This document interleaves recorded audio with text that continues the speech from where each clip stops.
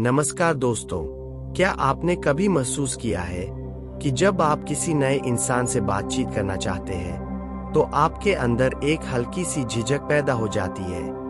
क्या आपको लगता है कि अगर आपकी सोशल स्किल्स थोड़ी और बेहतर होती तो आप किसी से भी आसानी से जुड़ सकते, चाहे वह दोस्त हो, कोई सहकर्मी हो या फिर कोई अनजान व्यक्ति? अगर हाँ, तो यह वीडियो खास आपके लिए है, क्योंकि आज हम बात करेंगे एक ऐसी किताब के बारे में जो आपकी कम्युनिकेशन स्किल्स को निखारने में मदद कर सकती है और आपको सिखाती है कि कैसे आप हर तरह की सोशल सिचुएशन में आत्मविश्वास के साथ खड़े हो सकते हैं। इस किताब का नाम है इम्प्रूव योर सोशल स्किल्स और इसके अंदर ऐसे अमूल्य टिप्स और प्रैक्टिकल ट्रिक्स बताए गए हैं जो आपकी पर्सनल और प्रोफेशनल दोनों तरह की जिंदगी को बदल सकते हैं। इसलिए इस वीडियो को आखिर तक जरूर देखें, क्योंकि इसमें हम उन बातों को समझेंगे जो आपके लिए गेम चेंजर साबित हो सकती है। आज की दुनिया में सिर्फ डिग्री या टेक्निकल ज्ञान ही सफलता की गारंटी नहीं है। आपके पास चाहे कितनी भी अच्छी पढ़ाई या जानकारी हो, अगर आपके पास मजबूत सोशल स्किल्स नहीं है तो आप सही मौकों का फायदा उठाने से चूक सकते हैं। सोशल स्किल्स का मतलब सिर्फ बातचीत करना नहीं है, बल्कि यह एक ऐसी कला है जो आपको सिखाती है कि कैसे प्रभावी तरीके से संवाद करना है, रिश्ते बनाने हैं और दूसरों पर एक सकारात्मक प्रभाव छोड़ना है। यह स्किल्स हर जगह काम आती है, चाहे आप किसी जॉब इंटरव्यू में बैठे हो, बिजनेस मीटिंग में हो, किसी सामाजिक इवेंट में शामिल हो या फिर सिर्फ एक नए दोस्त से पहली बार मिल रहे हो। सोशल स्किल्स जरूरी क्यों है? क्योंकि यह आपकी जिंदगी के 4 बड़े हिस्सों को सीधा प्रभावित करती है। सबसे पहले कम्युनिकेशन। जब आप साफ और आत्मविश्वास के साथ अपनी बात रखते हैं तो गलतफहमियां कम होती है और सामने वाला आपकी सोच को आसानी से समझ लेता है। इससे आपकी पर्सनल लाइफ में भी रिश्ते बेहतर होते हैं और प्रोफेशनल लाइफ में भी आप एक भरोसेमंद इंसान माने जाते हैं। दूसरा, अच्छे रिश्ते और नेटवर्किंग। अगर आप लोगों के साथ जुड़ने और रिश्ते बनाने की क्षमता रखते हैं तो आपको जिंदगी में ज्यादा अवसर मिलते हैं। यही रिश्ते आपको आगे बढ़ने का रास्ता खोलते हैं। तीसरा, आत्मविश्वास। जब आप जानते हैं कि आप किसी भी माहौल में घुल मिल सकते हैं तो आपके अंदर एक अलग ही आत्मनिर्भरता आती है। और चौथा, लीडरशिप। अगर आप अपने विचारों को सही तरीके से रख सकते हैं और लोगों की भावनाओं को समझ सकते हैं तो लोग आपके प्रभाव में आते हैं और आपको एक लीडर के रूप में स्वीकार करते हैं। अब बहुत से लोग यह सोचते हैं कि अच्छे कम्युनिकेटर या सोशल इंसान बनना एक जन्मजात टैलेंट है, यानी कुछ लोग जन्म से ही आत्मविश्वासी होते हैं और बाकी लोग चाहकर भी ऐसा नहीं बन सकते। लेकिन यह सच नहीं है। अच्छी खबर यह है कि सोशल स्किल्स को सीखा जा सकता है और उन्हें अभ्यास से मजबूत किया जा सकता है। अगर आज आप बातचीत करने में झिझकते हैं या आपको लगता है कि लोग आपकी बातों में दिलचस्पी नहीं लेते तो भी चिंता की कोई जरूरत नहीं है। छोटी छोटी आदतों को अपनाकर और लगातार अभ्यास करके आप भी एक बेहतरीन कम्युनिकेटर बन सकते हैं। एक दिलचस्प बातचीत कैसे की जाए, यह भी एक कला है। अक्सर जब हम किसी नए व्यक्ति से मिलते हैं तो शुरुआती कुछ मिनटों में ही तय हो जाता है कि वह व्यक्ति हमसे जुड़ाव महसूस करेगा या नहीं। अगर हमारी बातचीत उबाऊ है तो सामने वाला जल्दी ही बात खत्म करना चाहेगा, लेकिन अगर हमारी बातों में आकर्षण है तो वही बातचीत उसके लिए यादगार बन जाती है। इस किताब में कहा गया है कि एक अच्छी बातचीत को दिलचस्प बनाने के लिए 3 चीजें बेहद जरूरी है। पहली चीज है एक्टिव लिसनिंग, यानी सक्रिय रूप से सुनना। सुनने और सिर्फ सुनने का दिखावा करने में बड़ा फर्क होता है। कई बार हम सामने वाले की बात सुनते तो है, लेकिन हमारे दिमाग में पहले से ही अगले जवाब की तैयारी चल रही होती है। यह सही तरीका नहीं है। एक्टिव लिसनिंग का मतलब है सामने वाले पर पूरा ध्यान देना, उसके शब्दों और भावनाओं को समझना और बीच बीच में सही प्रतिक्रिया देना ताकि उसे महसूस हो कि उसकी बात आपके लिए मायने रखती है। एक्टिव लिसनिंग का अभ्यास करने के लिए आप आंखों में आंखें डालकर बात करें। हल्के हाव भाव से यह जताएं कि आप सुन रहे हैं, जैसे सिर हिलाना या छोटे छोटे शब्द कहना जैसे अच्छा हाँ समझा। फिर क्या हुआ? जब कोई आपको अपना अनुभव बता रहा हो तो उसमें और गहराई से पूछें, जैसे फिर आपने क्या किया, आपको कैसा लगा। लेकिन ध्यान रखें, गलती ना करें। सामने वाले की बात काटना, बीच में अपनी राय ठूंस देना, बातचीत के दौरान फोन में व्यस्त रहना या अधीर होकर जल्दी जल्दी जवाब देना एक्टिव लिसनिंग को बिगाड़ देता है। दूसरी चीज है बॉडी लैंग्वेज। आप क्या बोलते हैं, उससे ज्यादा लोग इस बात पर ध्यान देते हैं कि आप उसे कैसे बोलते हैं। आपके हाव भाव, आपके चेहरे के भाव, आपका बैठने और खड़े होने का तरीका, यह सब आपके संदेश को और ताकतवर बनाते हैं। अच्छी बॉडी लैंग्वेज का मतलब है कि आप रिलैक्स होकर बात करें, हाथों को क्रॉस ना करें, हल्की मुस्कान बनाए रखें और समय समय पर आई कांटेक्ट करें। लेकिन ज्यादा घूरना भी ठीक नहीं, इसलिए बीच बीच में नजरें मिलाना बेहतर है। ध्यान दें कि आपकी बॉडी ज्यादा बेचैन या हिलती डुलती ना हो, वरना सामने वाला असहज महसूस कर सकता है। तीसरी चीज है जिज्ञासा यानी क्यूरियोसिटी। अगर आप चाहते हैं कि बातचीत स्वाभाविक रूप से आगे बढ़े तो आपको सामने वाले व्यक्ति में ईमानदारी से दिलचस्पी लेनी होगी। कोई भी व्यक्ति तब ज्यादा जुड़ाव महसूस करता है जब उसे लगता है कि आप उसकी बातों को गंभीरता से ले रहे हैं। सवाल पूछना इसका सबसे अच्छा तरीका है। अगर वह आपको अपने शौक या किसी अनुभव के बारे में बता रहा है तो उस पर और जानकारी मांगे, जैसे वाह यह तो अच्छा है, आपने यह कब शुरू किया, या इसमें आपको सबसे अच्छा क्या लगता है। सामने वाले की पसंद और रुचियों में रुचि दिखाना भी एक बढ़िया आदत है।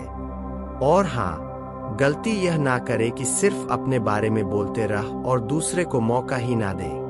बातचीत हमेशा दो तरफ होनी चाहिए। अगर आप इन 3 बातों पर ध्यान देंगे, सक्रिय रूप से सुनना, अपनी बॉडी लैंग्वेज सुधारना और सामने वाले में सच्ची रुचि दिखाना, तो आप किसी भी बातचीत को आकर्षक और यादगार बना सकते हैं। अब आती है आत्मविश्वास की बात। कई लोग सामाजिक स्थितियों में झिझकते हैं। उन्हें लगता है कि लोग उनके बारे में क्या सोचेंगे या कहीं वे कुछ गलत तो नहीं बोल देंगे। लेकिन आत्मविश्वास कोई जादू नहीं है, यह एक आदत है जिसे धीरे धीरे मजबूत किया जा सकता है। इस किताब में 3 तरीके बताए गए हैं जिनसे आप अपने अंदर आत्मविश्वास ला सकते हैं। पहला है प्रैक्टिस। जितना ज्यादा आप बातचीत करेंगे उतना बेहतर बनेंगे। कोई भी स्किल बिना अभ्यास के विकसित नहीं होती। चाहे खेल हो, संगीत हो या सोशल स्किल्स, प्रैक्टिस ही कुंजी है। हर दिन किसी नए व्यक्ति से बात करने की कोशिश करें। यह जरूरी नहीं कि वह कोई बड़ा परिचित हो। आप दुकान के सेल्समैन से, कैब ड्राइवर से या ऑफिस के किसी सहकर्मी से छोटी छोटी बातें करके शुरुआत कर सकते हैं। आप खुद को छोटे छोटे चैलेंज दें, जैसे किसी अजनबी से रास्ता पूछना या काउंटर पर ऑर्डर देते समय मुस्कुराकर बात करना। यहाँ तक कि आईने के सामने खड़े होकर खुद से बात करना भी आपकी आवाज और हाव भाव को सुधार सकता है। शुरुआत में अजीब जरूर लगेगा, लेकिन धीरे धीरे यही प्रैक्टिस आपका आत्मविश्वास बढ़ा देगी। दूसरा है सेल्फ टॉक को सुधारना। हमारी सोच हमारे आत्मविश्वास को सीधा प्रभावित करती है। अगर हम खुद से बार बार यही कहें कि मैं अच्छा स्पीकर नहीं हूं या लोग मेरी बातों में दिलचस्पी नहीं लेंगे, तो यह नेगेटिव सोच सच में हमारे व्यवहार को प्रभावित करती है।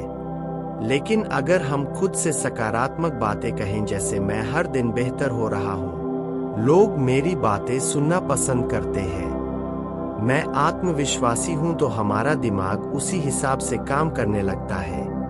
इसलिए अपने दिमाग को बार बार पॉजिटिव संकेत दें। जब भी घबराहट हो, खुद से कहें मैं कर सकता हूं, तीसरा है छोटी शुरुआत करना। अगर आप बहुत ज्यादा इंट्रोवर्ट हैं और भीड़ के सामने बोलने से डरते हैं तो तुरंत बड़े मंच पर जाने की जरूरत नहीं है।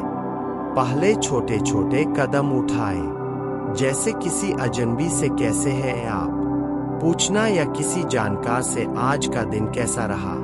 अगर आमने सामने बातचीत में झिझक है तो पहले ऑनलाइन चैटिंग या मैसेज से प्रैक्टिस करें। धीरे धीरे अपने कंफर्ट जोन से बाहर निकले। पहले 2-3 लोगों के सामने बोले, फिर धीरे धीरे बड़े ग्रुप में आप दोस्तों के बीच कोई कहानी सुना सकते हैं या ऑफिस मीटिंग में अपने विचार रख सकते हैं। गलती यह होगी कि आप सीधे ही बड़े मंच पर जाने की कोशिश करें और असफल होने पर खुद को दोष दें। याद रखें, आत्मविश्वास छोटे कदमों से ही मजबूत होता है। जब आप अपने आत्मविश्वास को छोटे छोटे कदमों से बढ़ाते हैं तो आप पाएंगे कि धीरे धीरे आपके अंदर एक अलग ही ऊर्जा आने लगती है। लोग आपकी बातों को ज्यादा ध्यान से सुनने लगते हैं और आपको एक गंभीर और भरोसेमंद इंसान मानने लगते हैं। याद रखिए, आत्मविश्वास का मतलब यह नहीं है कि आप हमेशा परफेक्ट तरीके से बोलें। आत्मविश्वास का असली मतलब यह है कि आप गलती करने के बाद भी खुद को संभालकर फिर से खड़े हो सके। यही सोच आपको बाकी लोगों से अलग बनाती है। अब सवाल यह है कि नए दोस्त और मजबूत कनेक्शन कैसे बनाए जाए। क्या आपको भी कभी लगता है कि लोग आपसे ज्यादा जुड़ना नहीं चाहते, या फिर जब आप किसी नए व्यक्ति से बातचीत शुरू करना चाहते हैं तो सामने वाला उतना इंटरेस्टेड नहीं दिखता? अगर हाँ तो परेशान मत होइए। असल में दोस्ती और नेटवर्किंग एक कला है और यह कला आप आसानी से सीख सकते हैं। इस किताब में बताया गया है कि लंबे समय तक टिकने वाले रिश्ते बनाने के लिए सबसे जरूरी है एक गिव एंड टेक अप्रोच। यानी अगर आप चाहते हैं कि लोग आपके साथ जुड़े रह तो आपको भी उन्हें कुछ देना होगा, चाहे वह समय हो, मदद हो, सलाह हो या सिर्फ एक ईमानदार सुनने वाला कान। लोगों के साथ ऐसे रिश्ते बनाइए जहां वे आपको सिर्फ एक इंसान की तरह देखें, ना कि किसी सेल्फिश मकसद के लिए जुड़े हुए व्यक्ति की तरह। जब आप किसी की बिना स्वार्थ मदद करते हैं तो उस रिश्ते की नींव मजबूत हो जाती है और यही रिश्ते लंबे समय तक आपका साथ निभाते हैं। कई बार यह मदद बहुत छोटी हो सकती है, जैसे किसी की बात ध्यान से सुनना, उन्हें कोई जानकारी देना या फिर मुश्किल वक्त में उनका हौसला बढ़ाना। लेकिन सामने वाले के लिए यह छोटी चीजें बहुत बड़ी साबित हो सकती है। यहीं पर मैं आपसे एक छोटी सी विनती करना चाहूंगा।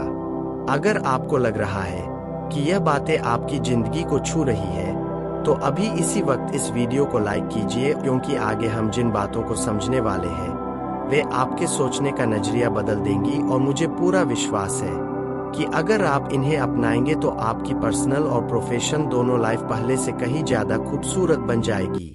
अब वापस आते हैं रिश्तों और कनेक्शन की बात पर। किसी भी दोस्ती या नेटवर्किंग में एक और अहम चीज है दूसरे की रुचियों में रुचि दिखाना।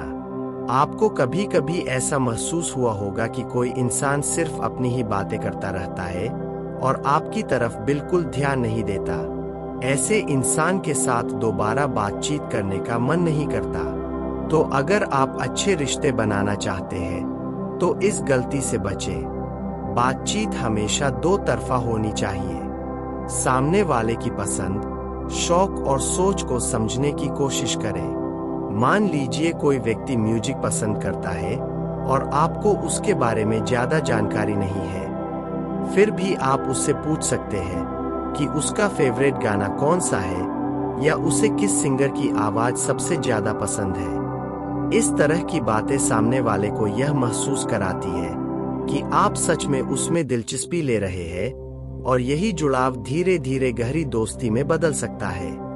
तीसरी चीज है रेगुलर कम्युनिकेशन। दोस्ती और रिश्ते सिर्फ बनाकर छोड़ देने से नहीं चलते, उन्हें निभाना पड़ता है। अगर आप किसी से लंबे समय तक संपर्क नहीं रखते तो धीरे धीरे रिश्ता कमजोर हो जाता है। इसलिए छोटे छोटे मैसेज भेजना, फोन करना या किसी खास मौके पर उन्हें याद करना बेहद जरूरी है। यहाँ तक कि एक छोटा सा मैसेज जैसे कैसे हो या आज दिन कैसा रहा भी सामने वाले को खास महसूस करा सकता है। सोचिए, अगर आप सिर्फ तब संपर्क करते हैं जब आपको उनकी जरूरत होती है, तो सामने वाला कैसा महसूस करेगा? उसे लगेगा कि आप सिर्फ अपना फायदा देख रहे हैं। इसलिए रिश्ते बनाने का मतलब सिर्फ जरूरत के वक्त फोन करना नहीं है, बल्कि समय पर जुड़ाव बनाए रखना है। यही जुड़ाव आपको एक भरोसेमंद दोस्त और प्रोफेशनल कनेक्टर बनाता है। अब आइए बात करते हैं उस चीज की जो इन सब के पीछे की असली ताकत है, आपका माइंडसेट।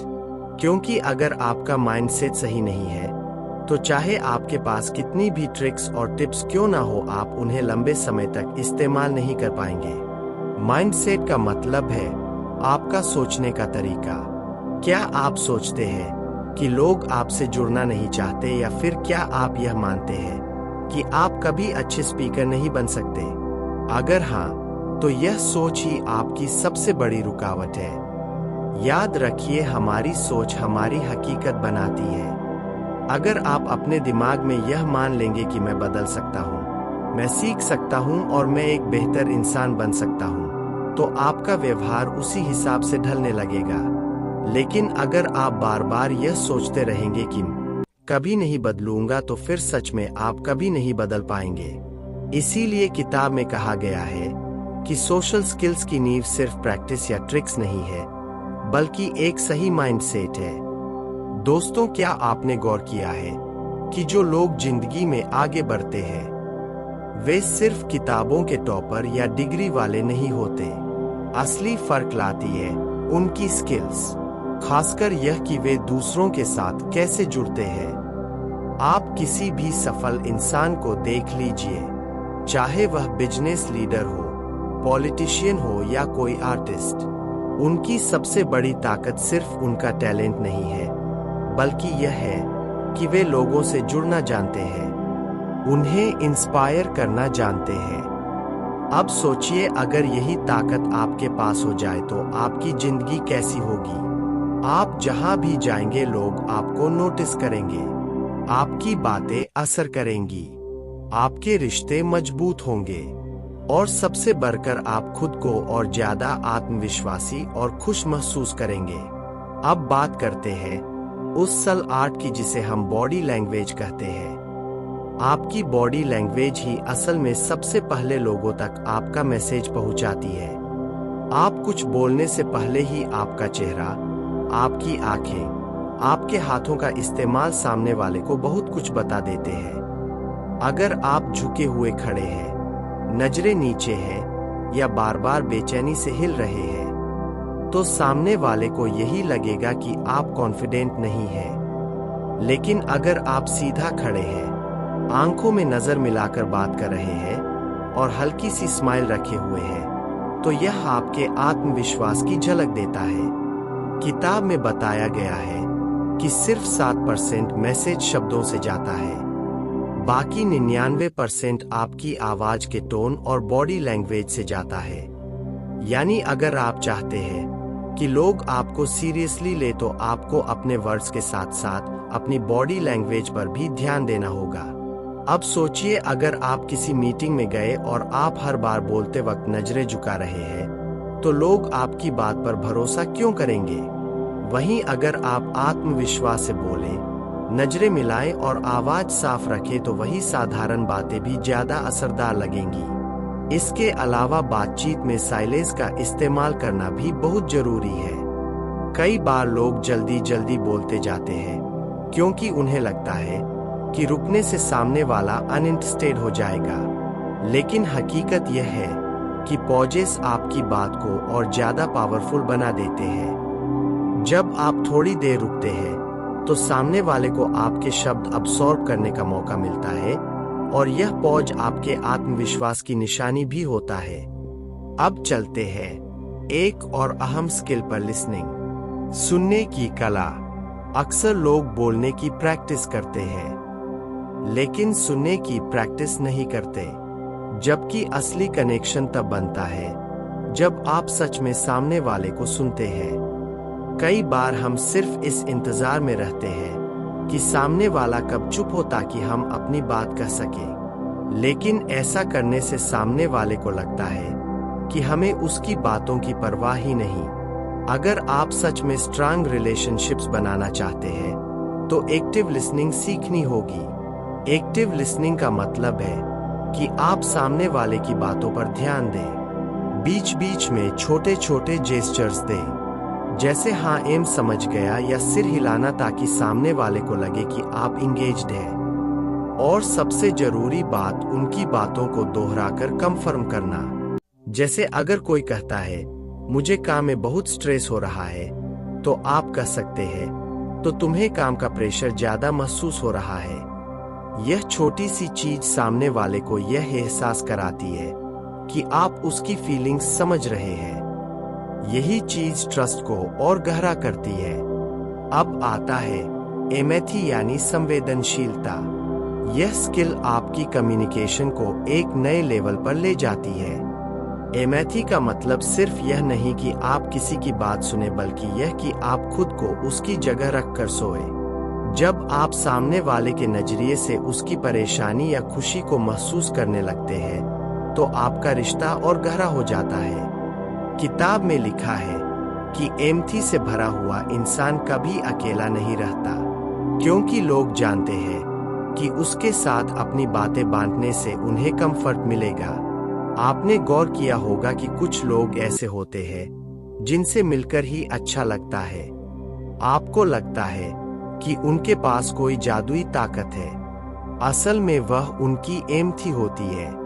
वे सिर्फ आपको सुनते नहीं, बल्कि आपकी भावनाओं को भी महसूस करते हैं। और यही वजह है कि लोग बार बार उनकी तरफ खींचे चले आते हैं। अब आइए बात करें एडेप्टेबिलिटी की, यानी हर स्थिति में खुद को ढालने की ताकत। कम्युनिकेशन हमेशा एक जैसी नहीं होती। कभी आपको फॉर्मल सेटिंग में बात करनी होती है, कभी कैजुअल माहौल में। अगर आप हर जगह एक ही तरह का टोन और बिहेवियर रखेंगे तो कई बार लोग आपको गलत समझ सकते हैं। एडेप्टेबिलिटी का मतलब है कि आप माहौल के हिसाब से अपनी कम्युनिकेशन स्टाइल को एडजस्ट करें। उदाहरण के लिए, अगर आप ऑफिस में हैं तो वहाँ प्रोफेशनल लैंग्वेज और रिस्पेक्टफुल टोन जरूरी है। वहीं दोस्तों के बीच आप थोड़ा हल्का फुल्का और फ्रेंडली टोन रख सकते हैं। अगर आप हर जगह रिजिड रहेंगे तो लोग आपको समझने में कठिनाई महसूस करेंगे। लेकिन अगर आप फ्लेक्सिबल रहेंगे तो आप हर जगह फिट बैठेंगे। यही स्किल आपको भीड़ से अलग बनाती है। और अब आते हैं उस चीज पर जो इन सारी स्किल्स को एक थ्रेड में पिरो देती है, कंसिस्टेंसी। अगर आप सोचते हैं कि एक दिन प्रैक्टिस करके आप मास्टर कम्युनिकेटर बन जाएंगे तो यह गलत है। सोशल स्किल्स को रोजाना की प्रैक्टिस से ही मजबूत किया जा सकता है। रोज छोटे छोटे कदम उठाइए, जैसे हर दिन किसी अजनबी से मुस्कुराकर हेलो कहना, ऑफिस में किसी कोलीग से कैजुअली बातचीत करना या घर पर परिवार के साथ दिल से सुनना। यह छोटे छोटे कदम धीरे धीरे आपकी आदत बन जाएंगे और आपके अंदर कॉन्फिडेंस और कनेक्शन दोनों को मजबूत करेंगे। दोस्तों, अगर आपने यहाँ तक ध्यान से सुना है तो अब आपको साफ समझ आ गया होगा कि असली ताकत सिर्फ नॉलेज में नहीं है, बल्कि इस बात में है कि हम उस नॉलेज को लोगों से जुड़कर कैसे इस्तेमाल करते हैं। सोशल स्किल्स, कम्युनिकेशन, एम्पैथी और कॉन्फिडेंस, यही वो चीजें हैं जो आपकी जिंदगी का रुख बदल सकती है। आज जो बातें आपने सुनी, उन्हें अगर आप धीरे धीरे अपनाना शुरू कर दे तो आने वाले दिनों में आप खुद देखेंगे कि लोग आपके साथ समय बिताना चाहेंगे, आपकी बातें ध्यान से सुनेंगे और आपको एक लीडर की तरह मानेंगे। और अब मैं आपसे दिल से एक सवाल पूछना चाहता हूँ, आपको इस पूरी वीडियो में सबसे ज्यादा असर किस हिस्से ने किया? क्या वह पार्ट था जहां हमने कॉन्फिडेंस की बात की, या फिर वह हिस्सा जहां हमने एम्पैथी और रिश्तों को गहराई से समझा? मुझे सच में जानना है कि कौन सा थॉट आपके दिल को सबसे ज्यादा छू गया। इसलिए नीचे कमेंट में जरूर लिखिए। आपका हर कमेंट मुझे और भी बेहतर कंटेंट लाने की ताकत देता है। और हाँ, अगर आप चाहते हैं कि आपकी जिंदगी में यह पॉजिटिव बदलाव सिर्फ सुनने तक ना रहे बल्कि असल में आपकी रियलिटी बने, तो चैनल को अभी सब्सक्राइब कर लीजिए, क्योंकि आने वाले वीडियो आपकी सोच को और ऊंचाई देंगे और आपकी इनर स्ट्रेंथ को बाहर लाने में मदद करेंगे। याद रखिए, जब आप सब्सक्राइब करते हैं तो आप सिर्फ एक बटन नहीं दबाते बल्कि अपने जीवन को बदलने का एक वादा करते हैं। तो अभी इस वक्त सब्सक्राइब कीजिए।